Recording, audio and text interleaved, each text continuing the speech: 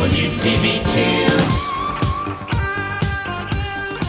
morning. This is Janine Panarelli, licensed real estate broker and owner of Panarelli Realty.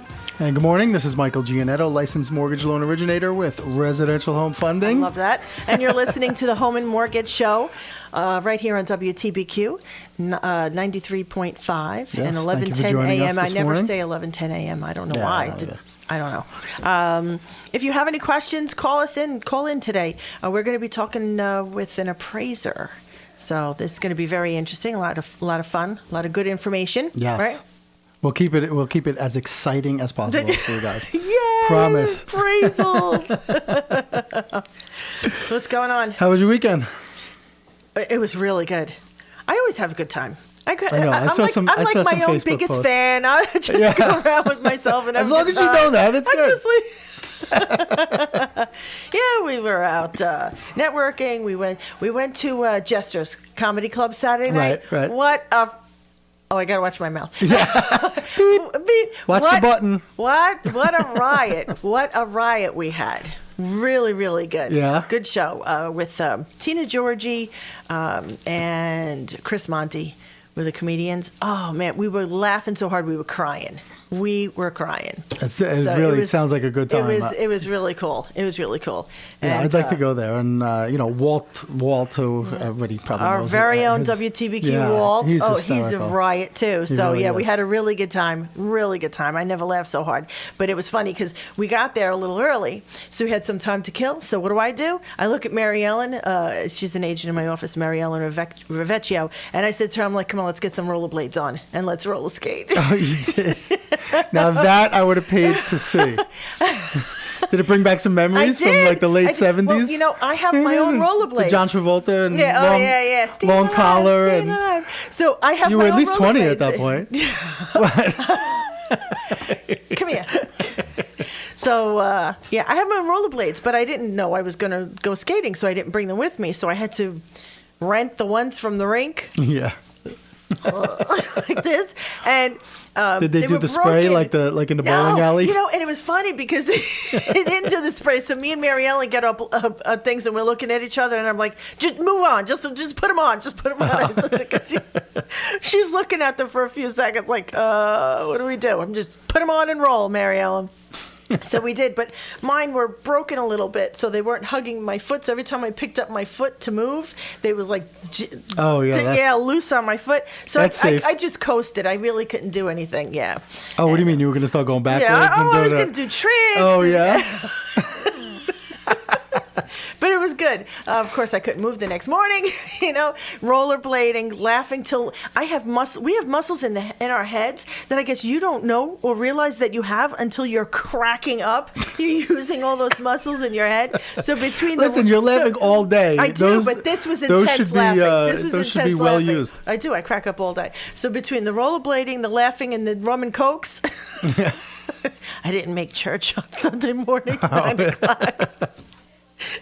Very nice. We had a good time. Yeah, we had a good time. And we dodged the bullet with a foot-high snowstorm. Totally dodged the bullet. So we're very grateful for that. Did you bring You didn't bring your water again. Do I have to do everything for you? I have it in the car. Yeah, well, what good is it doing in the car? Listen, so you know what I was doing this weekend? What were you doing? I was racking my homemade wine. This weekend. You make homemade wine? Yeah. And I didn't know this about you. I know you forever, and I didn't even know this. This is actually, truth be told, it's my first year.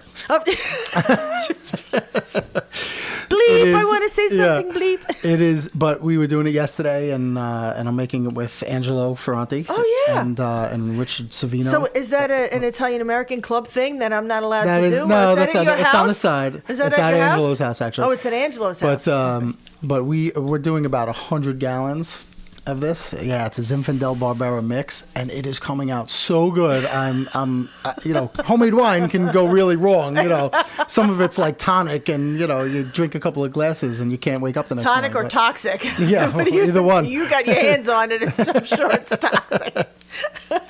Yeah, but it's coming out really, really good. Okay, so where is it? Like in his basement? Or? In his basement. Oh, cool. Well, he has his family's been making it forever. Well, with his father, they make their own prosciutto. They make their own sausage. Actually, he was cutting up the sausage yesterday, grinding it while we were doing the wine, and it was nice. Really good. Yeah, it was cool. Homemade wine. I mean, that stuff could knock you on your. Yeah. This tastes so good, Yeah. but I had about a cup and a half, and I was like looped. It Yeah. was, you know, Oh, yeah. One glass of homemade wine, and Janine is woo, Yeah. having a Yeah, good time. I had to stop. I liked it. It's still a little young, but so I'm leaving, and I'm like, man, I'm feeling it a little bit, you know. You So had to I'm driving. hang out a little I bit. didn't have my seatbelt on. I was. All right, stop right Wait, there. I was going a little I fast. need to protect you No, right now. listen, I was You not should drunk. Be, I would you not should be drinking and continue driving. with this on air. I would not do that. So I had my seatbelt wasn't on. I was on my phone, like picking it up, and like I would have been. And I took a gallon Trying to that I warn had him. just filled. Do you see this? He's not listening to Listen, me. I had a gallon Oh. that I just filled that was in the back seat, taking it home, and so here I am. Great. No seatbelt on the phone with something that's like an open container. I'm thinking, oh my God, I'm like Okay, Michael Gianetto's at 179 Sanfordville Road in Warwick right now. Should you want to come and arrest him? What's wrong with I you? was not driving drunk. I would never do that. I'm not saying you are, but you know what? Stazit, shut up. We have a guest with us today. This is Rob Wilcox from Wilcox Appraisals. So thank you for joining us, Rob. Yes, I'm happy to welcome. be here. I feel bad. She just for wanted you to change today. the subject, I feel Rob. bad. She for wanted to you. get I'm off trying of to my- keep you out of trouble Oh, yeah. for crying out loud. Do I have to do everything? So, switch gears. So Rob is with us today. We had a lot to talk about with appraisals. I mean, definitely spring do. markets right around the corner. As soon as we lose the 2 feet of snow that's outside, then he can go out and do his appraisal thing, walk around, measure houses from the outside. It's going to pick up. It's going to be good. Absolutely. So we like got I've a said lot of, before, I think it's going to be a great season, a great year. As soon as some good inventory comes on, as long as everything's priced right, and I think there's plenty of buyers out there that I'm experiencing. A lot of pre-approvals lately, and yeah. I think it's gonna be great. Where's your what's your average price for a pre-approval? Like, where are people? What's the price range that people looking my at average right now lately? is probably between 300,000 and 400,000, actually. Very good. Yeah, which is above the Orange County It is. average. It is. Because I think Orange County is like 246 or something is the Yeah. average purchase price. So Up a little bit. It was, yeah. yeah. Wow. And that's not all in Orange County. That's So some now- of Westchester. I have Long Island. I Okay, have, that's what I was so- going to say. That's yeah, not just our area. Exactly. You So I cover handle a wide, that whole corridor. wide yeah. area. Okay. All right. So then I don't have to say is that new construction because it's not just Orange County. Yeah, most of it isn't. Most of it isn't right now. So hopefully Really? we have a lot of new construction coming on. Cool. All right. Good. And Rob, tell us a little bit about your company and where you're from. Well, we are Wilcox Appraisals. We're located in Middletown, New York, covering all residential appraisals throughout Orange, Rockland, Sullivan, Ulster, and Dutchess counties. Ooh, you go to Dutchess. Yeah, we spread ourselves out pretty Well, wide. that's good. Keep them busy. And And how can people get in touch with you? they can either visit my website at wilcoxappraisals.net or they can give me a call, 845-458-8770. Now, do you have a lot of people? Are you doing more with regard to the mortgage side of things, or do you get like random phone calls from just homeowners in general saying, I'm interested in finding out about how much my home is worth? The market was down. I want to see if it came back up a little bit before I put the house on the market. Because sometimes before they come to me, they tell me I had my house appraised, having nothing to do with a refinance or anything. So they're just randomly calling an appraiser. Do you get any of that, or Yeah, no? we do. We have a fair amount of private work, both pre-listing appraisals, also foreclosures, bankruptcies, divorces, that type of thing. That's what I was going to say. The Yeah. matrimonial is probably a big one. Yeah, that's a Back big one. to that again. I mean, the majority of the work is still bank work, but we do get some private work as well. So kind of fills in the gaps. Good, and Good, it's yeah. been busy.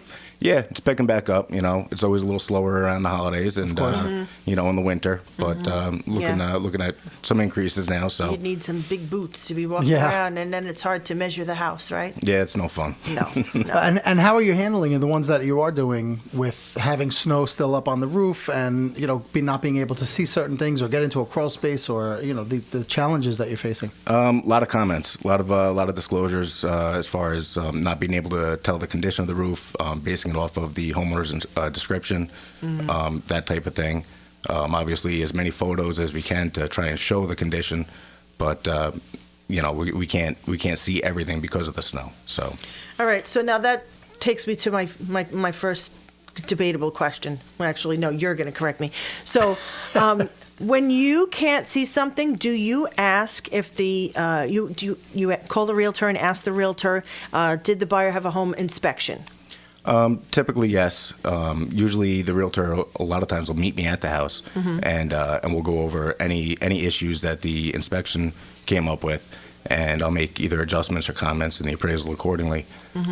Or a lot of times it's through the actual homeowner's interview, and asking them any kind of updates in the past few years, and how old the roof might be, and that type of thing. All right, but how common is it? So, like, let's say you get information from the seller, and now you there's no realtor there. Sometimes you're just able to get in. We have combo boxes. We have the other means of however you're going to get in there.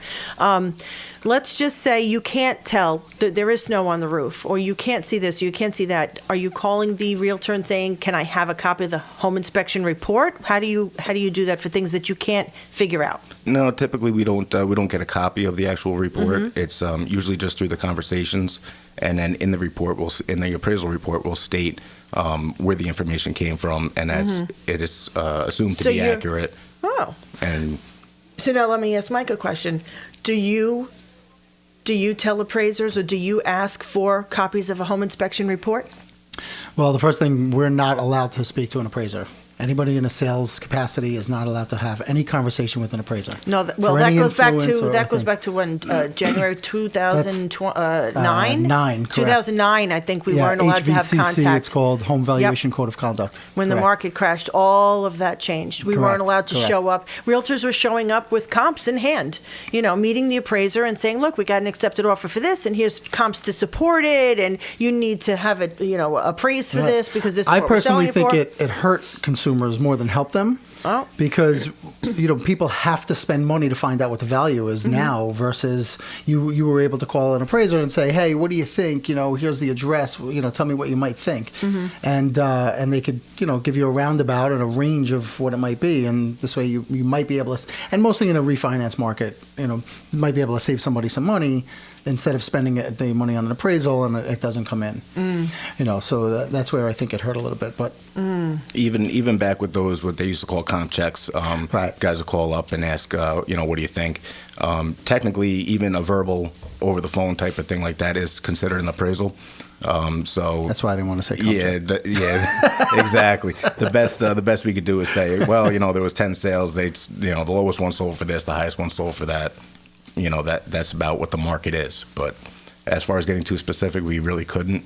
And now, of course, with the HVCC, they interjected the management companies, which is basically a third party that everything passes through to keep that separation. Right. So, yeah.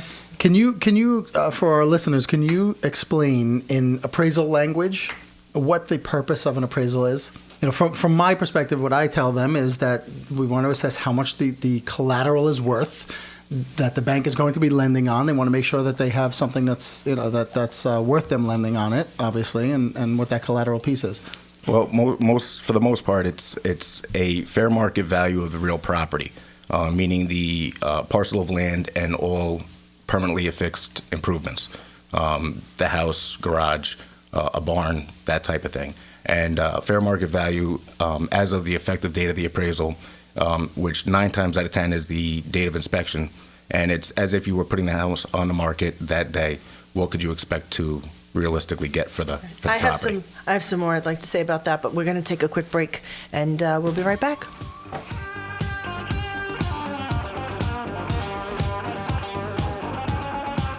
O'Keefe & McCann, one of the premier real estate law firms in Orange County, is happy to provide assistance to you whether you are buying, selling, refinancing, or you just need clear answers to your real estate questions. Now celebrating over 13 years in the Hudson Valley, William O'Keefe and Michael McCann will clarify the entire process of buying or selling your home.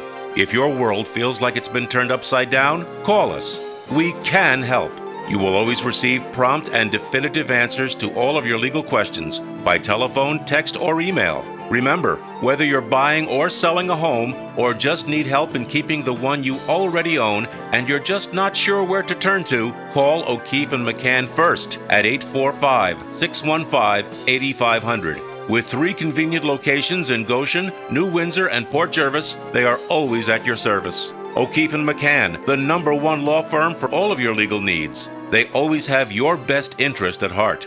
Call 845-615-8500 to set up a consultation or visit their website at o'keefe-mccann.com. Hi, I'm Kevin Sweeney. And I'm Lisa Mulcahy. We host Greenwood Lake Radio right here on WTBQ. Tune in every Friday, 11 a.m. to 12 noon. All Greenwood Lake. All the time. Find us on Facebook. We love lakes.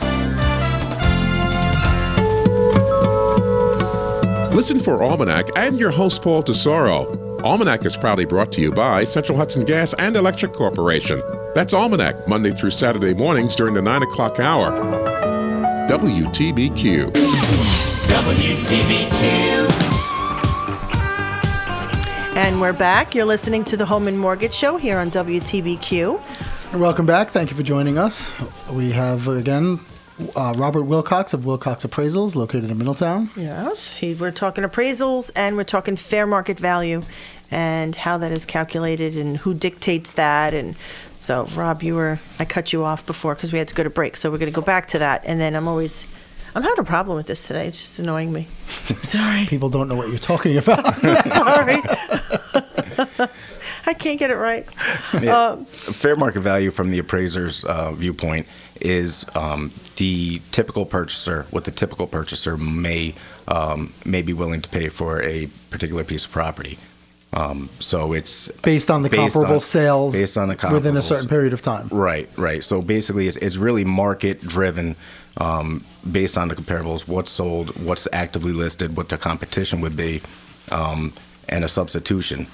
Basically, if you could buy this house at 123 Main Street and 126 Main Street is the same house and just sold for XYZ, that's pretty much in line with where the value would be on a typical. Okay, so how far away can you go from the subject property? Well, typical guidelines state 6 months back in time and 1 mile from the property. See, I have a problem with that 1 mile. Well, I think we should be able to go further than that. Do you think, right, in this area it could expand a little more? Right, and we oftentimes do, especially in some of the rural areas. Like I said, I do cover Sullivan. Yeah. It's not uncommon, especially on a unique property, to go 5, even sometimes 10 miles away. And there are a lot of properties where you just can't trying to stay in the same school district. I try to stay in the same school district because that does a lot of times dictate the actual market. And I'm okay with that. Oh, you're okay with I'm okay with that. Good. There are times when you have to expand even farther because it's either a unique property or just there's not enough sales, in which case then we derive from the market different adjustments to make for different locations and features. So, So you're saying you have a problem with the 1 mile, right? In some instances, yes. In some instances, I do. I mean, if you're in the village of Monroe, if you're in, the village of Warwick, you know, depending upon where you are, yeah, it's very easy to get some comps. Right, it's easy. But and at the that further, 1 mile, there should be. It's a radius. Right. Yeah. There should be sales within that area for any of the given areas in Orange County. Pretty. Once you go towards Ulster and Sullivan, then it you have to really broaden that area. I would think. right. Yeah. So now, what about? Today's March 3rd. So that whole so if anybody didn't do that STAR program, it's too late. Oh no, actually today is okay. Oh, that's right. Yes, because the first it was Saturday. Yeah, it was on Saturday, Yes. you can still file for the STAR tax exemption, the school tax relief. Get on that tax.ny.gov. Absolutely. Do it if you haven't done it already. Yes, tax.ny.gov because today's the day. So now, if you purchase a home and you close on a home, after today, if you go to the tax assessor with your STAR application, it will not take effect. The discount won't apply to this year's school tax bill. Right, not until the 2015. Right, and by then you probably have to re-register. Maybe, yeah. You if see they're what going I'm to be saying? doing it You're on an probably annual going to have basis. to re-register. Do you know anything about that or no? No, the STAR. That's yeah, that's a whole. That's a Yeah, whole if other they show. continue- That's a Rules and everything, whole yeah. other thing. Yeah, if they continue with the annual registration, then people Yeah. will have to do it. And, Yeah, so you know, then they would everybody miss will have out to on that this year. But I actually had clients in the end of the week, Thursday and Friday, 3 different closings that I gave them all an application, said, here, take Run. this, go to the town, make sure you get this in today. Mm-hmm. You know, Yeah, you I have to. wouldn't even let it go until today, but if you haven't done it and you have the opportunity, Yep. you know, should definitely Yep. do it today. So do you have people calling you because they want an appraisal so that they can go fight the appraiser on their for grievance purposes? Did you ever get involved in that? I have done a few. I don't typically like to handle the grievance work. Not because- do the actual grievance, Yeah. but if a homeowner wants to grieve their taxes, are they calling you for an appraisal so that they could go to the tax assessor themselves and say, look, I just had my house appraised? Right. That does happen. What we typically tell them is to go in and speak with the assessor themselves, 9 times out of 10, to get a conversation going with the assessor, and the assessor usually explain where they get their assessment from, and if there's adjustments to be made. Most of the assessors, I know most of them in Orange County, at least personally. So, you know, Oh. they're all pretty fair people, and you know, they're just Wow. looking to have everything. Well, We actually have a listener on the line. Hello. Hello. Hey, how are you? How are you? Thank you for calling. Who are we speaking to? This is Mike from Florida. I have a call for Janine. How are you? Hi, Mike. With the market being what it is and this being a kind of a buyer's market, if you wanted to put a house on the market, how soon should we be calling a realtor? And what are the things that we need to do to get a house in order to sell the house?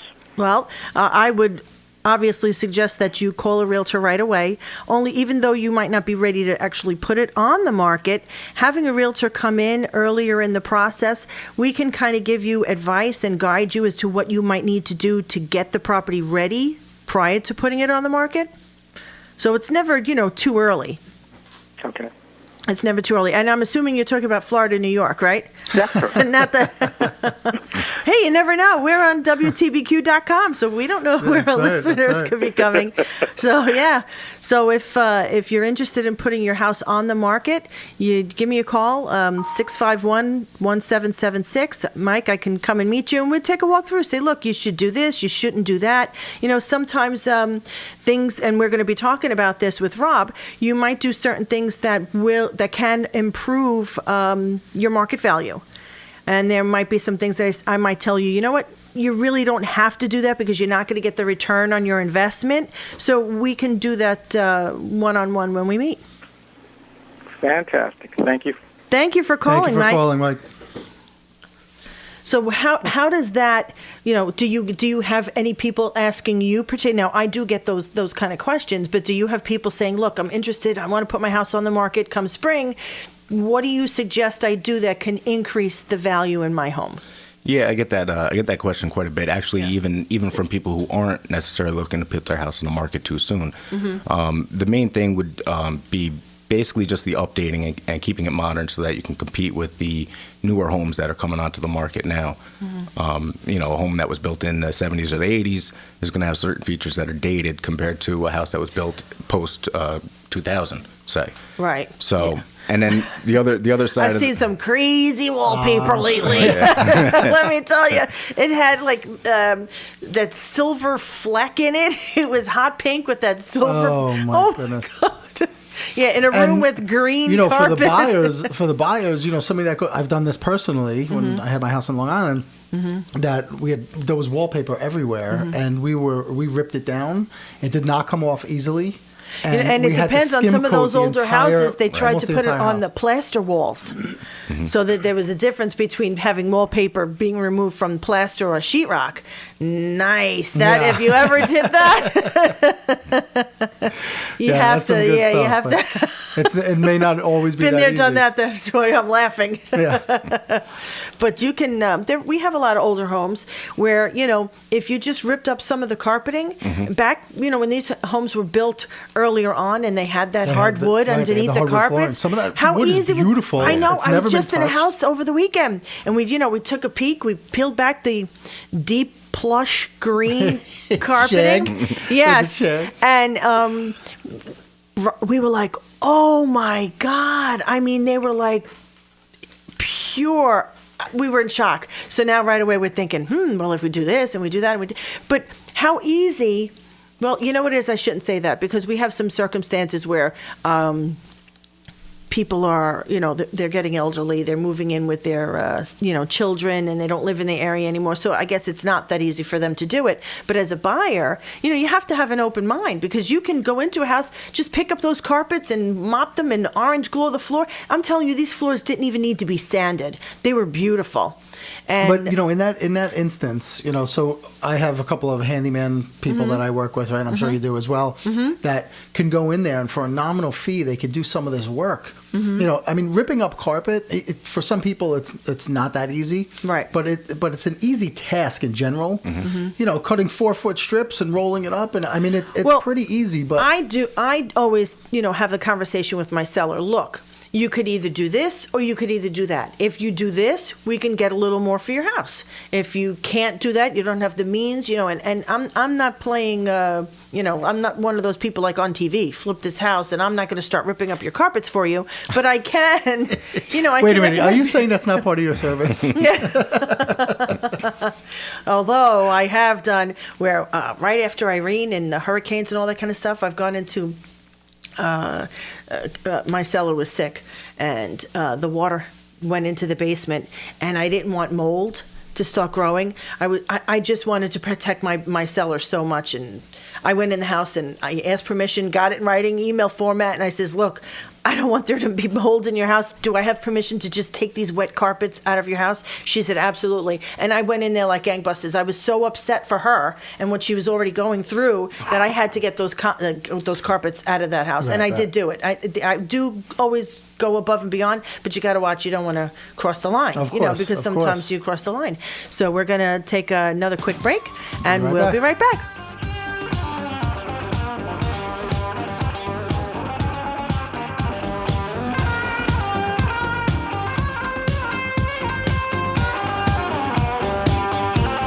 Master Pest Control is proud to be a sponsor of the Home and Mortgage Show.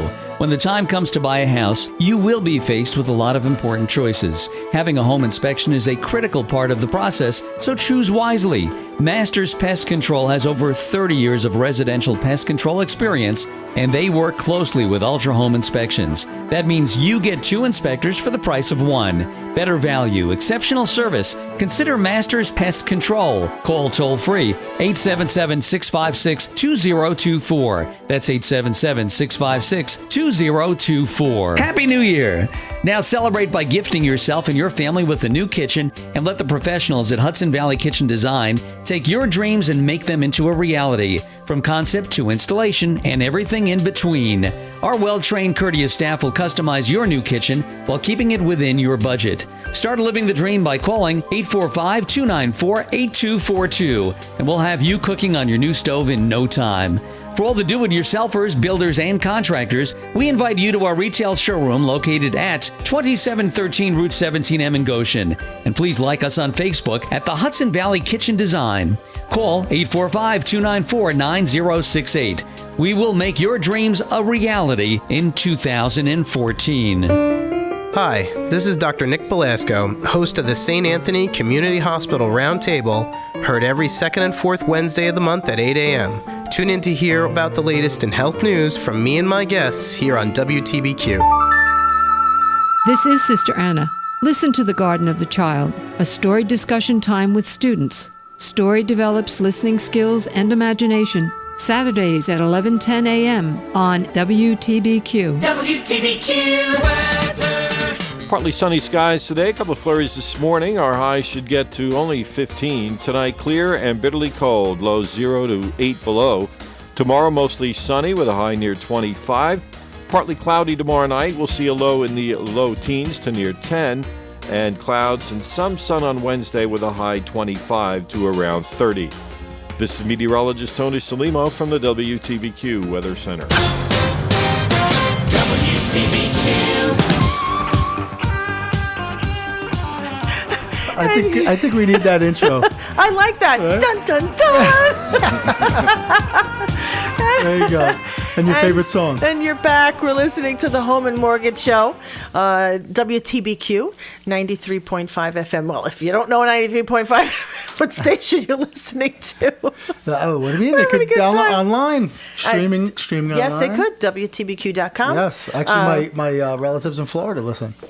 And that in the hence, state of Florida. Hence, that's the question that I had. Yes. We're on Facebook at the Home and Mortgage Show, so you could find us on Facebook and like our page. You could send us questions via Facebook. We keep our. I have my smartphone with me, so if you have a question and you're too shy and you don't want to come on air with us, that's fine. I have my dumb We don't phone. take offense.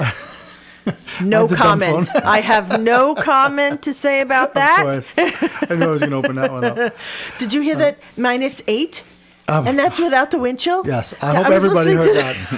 It's good. You know what I'm going to be wearing? below. I'm going to be wearing one of those one-piece suits with the butt that goes down. You know, like from the Christmas Story. Yeah, Little Ralphie. yeah. And I can picture you with the bunny ears and everything. Yeah, that's going to be me. I'm going to have the fire going. I'm going to be sitting around. No, in it's going to be cold. It's Yeah? going to 8 below without the wind chill. Rich got his Rich is scarf all- on. yeah, look at him all bundled up already.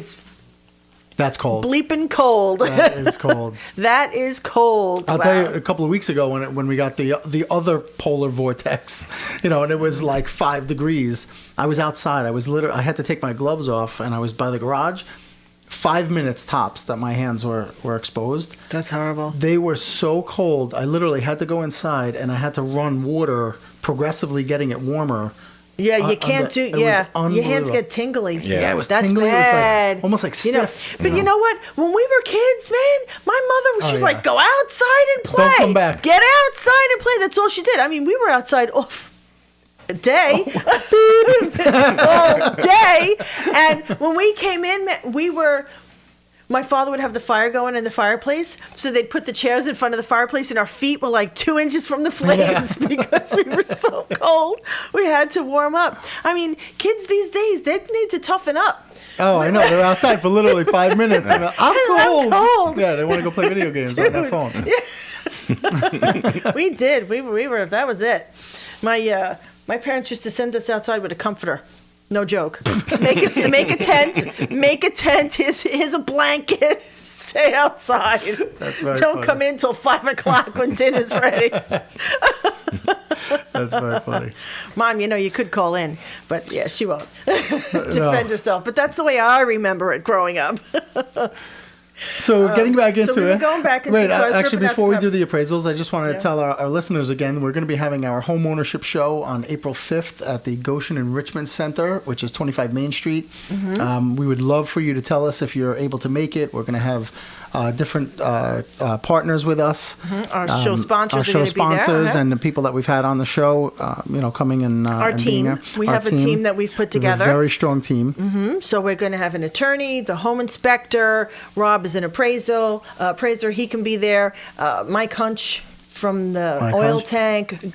Claudia Jacobs from Claudia Jacobs Designs, a home stager. Yeah, I think, so we put a nice group of people together. So if you want to sell a home, buy a home, or just learn how to maintain your home, because Right. Mike can or do if you that. have some and questions you have for the questions, people that are there, Yep. it's Stop not on just for by. buyers and sellers; it's for everybody. Home ownership. and we have a great giveaway. Yes, we do. We Yes, have a do. good You want giveaway. to tell everybody what it is? You have to come and see us, though. We have tickets to a Bethel Woods show. Yes, and they're not on the lawn.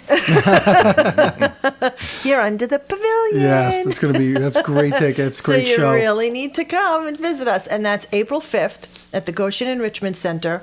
And we're actually going to, it's like two sessions we're going to have, because we're going to have an hour break for lunch. So it's going to be from like 10 to 12, then we'll break for lunch from 12 to 1, and then 1 to 3. So this way, if you're, partying Friday night, you can't get there in the morning, then you come see us in the afternoon. What do you think our listeners are? What do you think? I don't know. There could be a good hockey game or something the night before. Look, if there's a good hockey game, I can understand That keeps you up that. till 11? If you're going to Madison Square Garden, Actually, whatever you're 11's doing, late it for does me. keep you- yeah, I couldn't even stay you're up to watch the such an old Oscars man. last night. Really? Yeah, I had one eye open at like 9:30. Ah, you're a wuss. So, yeah. So, what we were talking about. Now, I ripped up carpet. All right, and we were talking about what we can do, little things that we should be doing to increase value in a home, and things that it's just not going to pay. So, Rob's going to help us out with that. I think it's important to mention also it's not just to increase the value, but it may be for curb appeal. Absolutely. For how that house is going to show when you have somebody walking through. Absolutely. Some people are narrow-minded that they can't visualize that property, as is. Right. So people, just as an example, people have a lot of clutter, right? That's the first thing that has to go, right? I think a lot of that goes along with the staging process with Yes, Claudia with Jacobs Claudia, there. right. Yeah, but some of doing that does add value to your home. Right, and even if it doesn't add a ton of monetary value, just the fact that it's more marketable and possibly being able to sell it quicker, right, also saves you money in the long run as far as carrying costs and. Right. So from an appraisal standpoint, what would you recommend somebody do or not do? Well, the hardwood underneath the carpet, that's a great example of something that's very low cost that can give you a good return. Some of the bigger items, kitchens and bathrooms, those are big sellers, but those are tough to recoup the investment on. I don't like a white kitchen. So if somebody did a brand new kitchen and they put a white kitchen in and white appliances, that would not be my thing. So, Right. You might be doing it to your own taste, not taking into consideration the trends, which you really shouldn't do. That's what Claudia says, right? You shouldn't do the trends, but sometimes that's what the buyers are looking for. Right. If stainless steel is the thing, that's what's in, and you're doing white, it's, the buyer's going to be like, well, now I have to buy new appliances, even though they might be new. Right, and it's always market specific as well, depending on what area you're in. As I said, I cover a pretty wide area, so what might be trending down in Rockland may not be so much in Orange or even Sullivan County. That's a good point, too. So you want to kind of keep it neutral to as many buyers as possible for that appeal, and also market specific as far as the area that you're located in. That's good to keep in mind. Absolutely. Yeah. Can we talk about some of the or are you done with this topic? Yeah, go I just ahead. want to talk about some of the pitfalls for people that they know. There's other things than some of the things we're speaking about, like health and safety hazards that might be in the house. That we've all experienced that. People don't think it's a big deal, like a retaining wall that might be leaning over, right? That they don't think is a big deal, and the buyer is not buying a new house. That's okay, but if they there's have a health to be and able to safety get a hazard, mortgage. right? If they can't get the mortgage, right? So Correct. what are some of the things you're looking for? And this way, buyers looking, when they're looking at a home, they'll keep their eyes out. But also for sellers, if you're thinking of putting your home on the market, listen to some of these things, because you really should address them before you put your home on the market. Absolutely. Because Right. then it's not going to be very mortgageable. Right, Okay. and we run into that a lot with different cases such as like FHA and different loan programs to that effect as far as the regulations that they have. A big thing is safety with handrails and making sure that the paint's not peeling off the walls or on the outside wood siding if it's painted. You want to keep that neat and free from peeling. So I have a question, and we ran into this last winter, and I don't know how we resolved it. You were on the other end, I think. We had a house in Middletown. We had the accepted offer at the end of October, beginning of November, and the buyer was going FHA. The one with the paint, the failing paint? The paint started peeling. He painted the house in the summer, end of the summer. Right. He got it painted, and then it was failing in the colder weather. It started failing. When it got cold, the paint started cracking and peeling, and then the buyer couldn't get their mortgage in the middle of the winter. Do you remember that?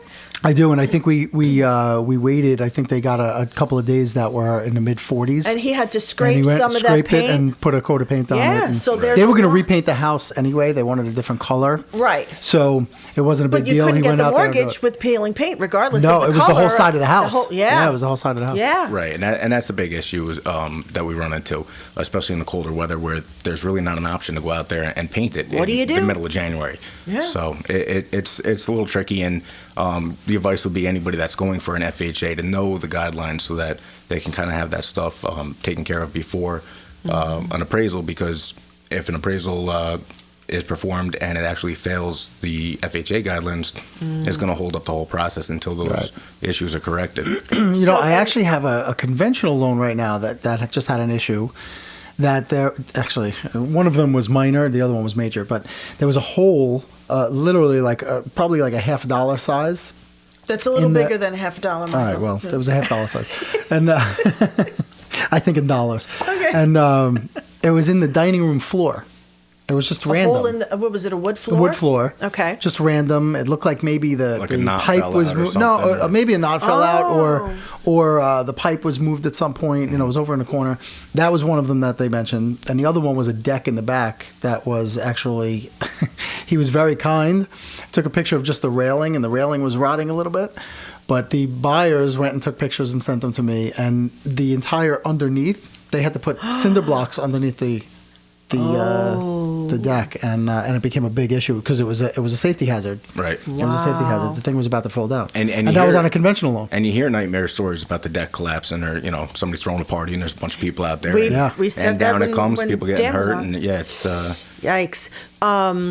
So you have the list of what you're looking for. Right. And is it the thing? Is it where it doesn't pass? It's winter time. Do you have to wait for the weather to get warmer? You have to wait for the seller to make the repairs, and you go back.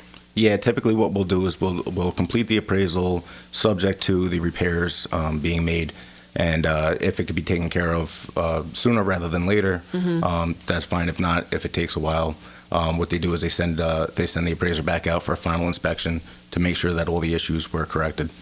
Let me ask you this. Oh, we're going to take a quick break? Yes? We'll be right back. We'll be right back. Okay.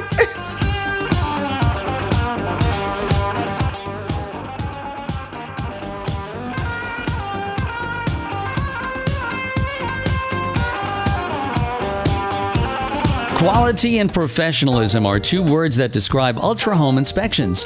Fully licensed, certified, and insured. Their training and skill will provide you with all the information you'll need to make an educated decision on your home purchase or sale. Ultra Inspection serves Orange and Sullivan counties in New York and Pike and Wayne County in Pennsylvania. Call 845-545-0960 or check out all their services by visiting their website at www.ultrahomeinspections.com. Hello, this is Ken Ford. And I'm Mark Lang. Tune in at 10 a.m. every Friday to expand your financial knowledge as we discuss the week's economic events and how they impact you and your wallet on Wall Street to Main Street on WTBQ. This is Dave Dirks, outdoor columnist for the Times-Herald Record. Join me Saturday mornings from 7 to 8 a.m. for the Dirks Outdoors radio show. Each week, I'll have outdoor personalities from a variety of outdoor sports. That's the Dirks Outdoors show, Saturday mornings right here on WTBQ. WTBQ. Hi, welcome back. You're listening to the Home and Mortgage Show.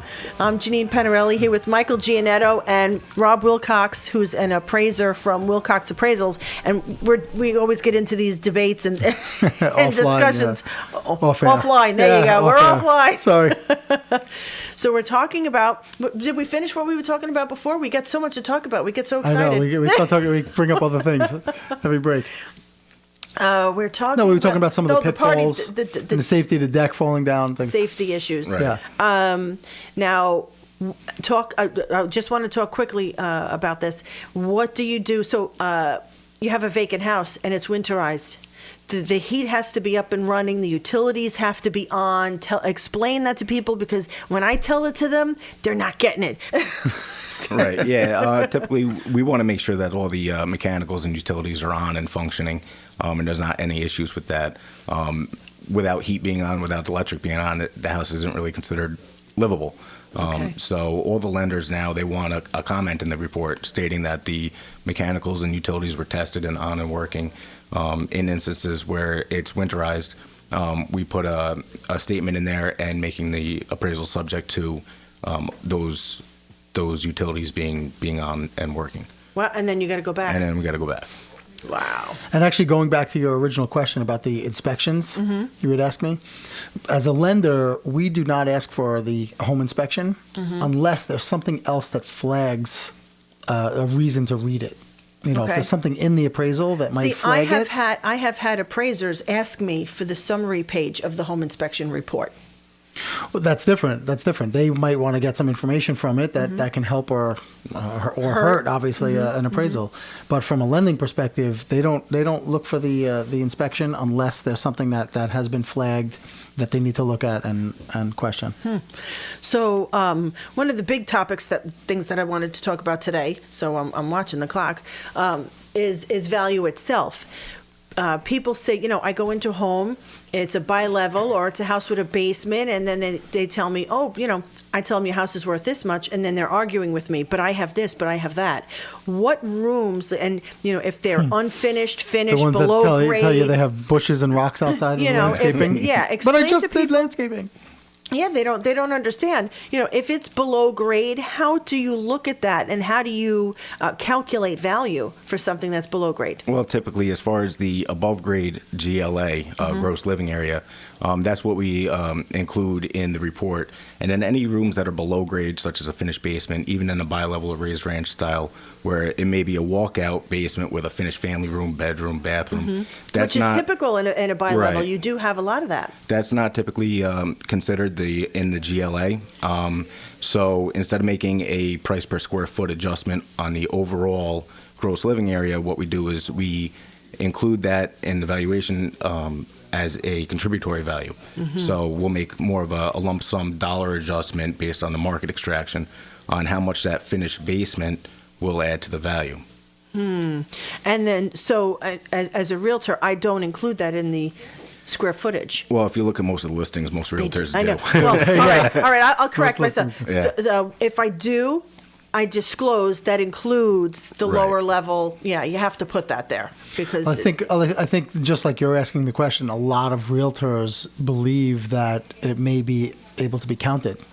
And I've had it down in Rockland. I had a deal probably last year, actually about a year ago, where they wanted to include it and said that they spoke to a local appraiser, and our appraiser went in and did it. And they spoke to a local appraiser, and they said that they would count it.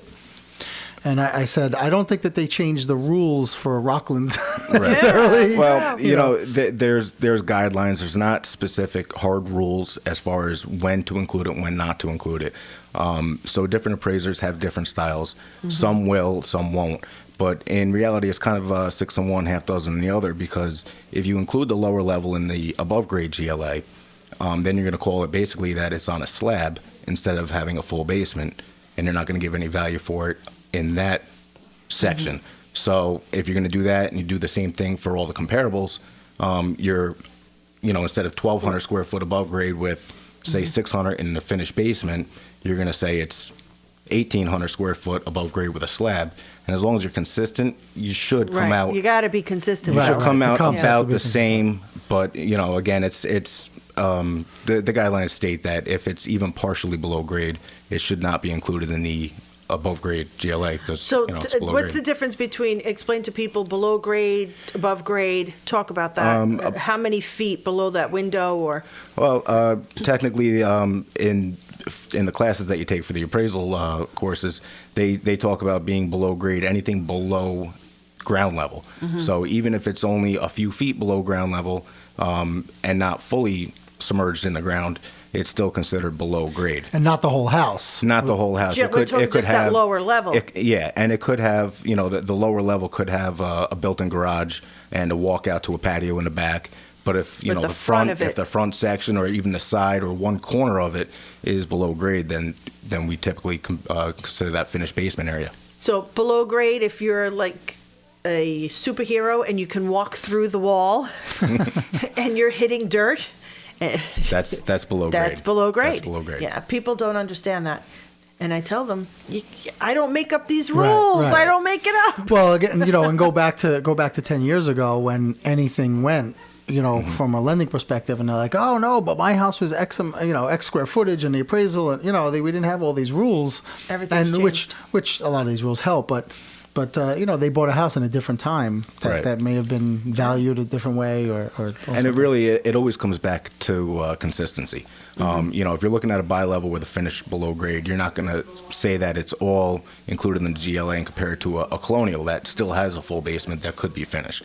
it just wouldn't be comparable. Do you have now? I know we do this as realtors. If the value doesn't come in, let's just say you have a house appraised, and the house doesn't come in.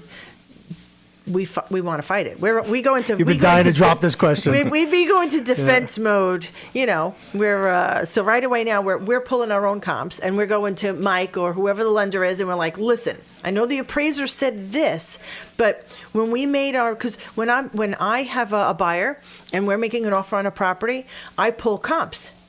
And I show my buyer, look, this is what recently sold, comparable to what you're looking at. Where would you like to make the offer? You know, we'll have a conversation. So we're making an offer based on comps that we pulled. So if the appraiser's not pulling the same comps and then the house doesn't appraise, we want to fight. So how do we... Which is typical, but I'll tell you that I'm sorry to cut you off, Rob, but from a lending perspective... Do you care? No, of course I care, because Okay. it's my buyer now, right? But from a lending perspective... trying to rebut an appraisal, the success rate is very, very low. Very low. Right. And you're also questioning an appraiser's report that they put together in their own opinion. You know, so now that they're on the defensive. This has nothing to do with Rob because Right, of I course. know Rob, but there are some appraisers. I was working with one, and he couldn't be up here because he was coming from the city. He was coming from Brooklyn. He was coming from the Bronx. And you know, if you don't know our area, how are you appraising? Because this is what That I happened agree. since that rule that we're not allowed to have contact with the appraisers. They have like this appraisal house. They put an order in for an appraisal and you don't know who's going to come out and where they're coming from. If they're not from our area and they don't know our market and they're pulling the wrong comps, I'm going to fight, darn it. I'm going to fight that because why are you coming up here? Have you been open to it where you're having somebody rebut? You know, I've gotten a few phone calls where we were Not from me, by the expecting it to way. come That was in. not from me. They were expecting it to come in higher, and from an appraiser standpoint, as long as you do your due diligence and put together a credible, reliable appraisal report, it should be defensible. And appraisers are human; they do make mistakes, but not huge mistakes where they want an extra $30,000. It's just it's not there. Right. Yeah, But I agree. It's based on the market research. So How do you value a below ground pool? I have a lot of people asking me, but not much value there. I have a 40-foot by 26 in-ground pool, and it cost me $50,000, and the house down the road. You're going to get what, 8? yeah, that's one of those They're improvements. thinking they're going to get that- $30,000 or $40,000 extra for an in-ground pool. That's a very specific improvement that people make because they enjoy it. Correct. The argument always is if you have a 80-year-old couple coming in to buy the house that doesn't want it, they still have to pay to maintain it, and it actually becomes a hindrance. So where it may cost $50,000, $60,000 to put that pool in, you're not getting anywhere close to it on the value side because we are trying to put a market value on it based on a wide range of the market and the potential purchasers. So what would you say? Would you get $10,000 out of an in-ground pool? It depends on the market. It's always market specific. Usually, usually we kind of try and keep it proportionate to the values. On almost more of a percentage type of basis. I mean, a $200,000 house with an in-ground pool. I gotcha. That pool's going to be a lot different than $1 million house. Yeah. Okay, that makes sense. Okay, Yeah. we can't argue that. But I get those questions all the time. My house has a pool. This one doesn't have a pool. I want an extra $30,000, $40,000, and I'm telling them, nope. Right. Not happening. I'm very honest when I talk to people. So we Rob, you want to tell everybody how to get in touch with you once we're again? running out of time. Yeah. But Rob, how can people reach you? Again, they can reach me on the website, wilcoxappraisals.net, or they can give me a call, 845-458-8770. If you want to call up, ask about any appraisals or order an appraisal. And you cover Orange, Rockland, Sullivan, Ulster, and Dutchess. And Dutchess, yes. And Dutchess. So that thing about spreading yourself out, Yeah.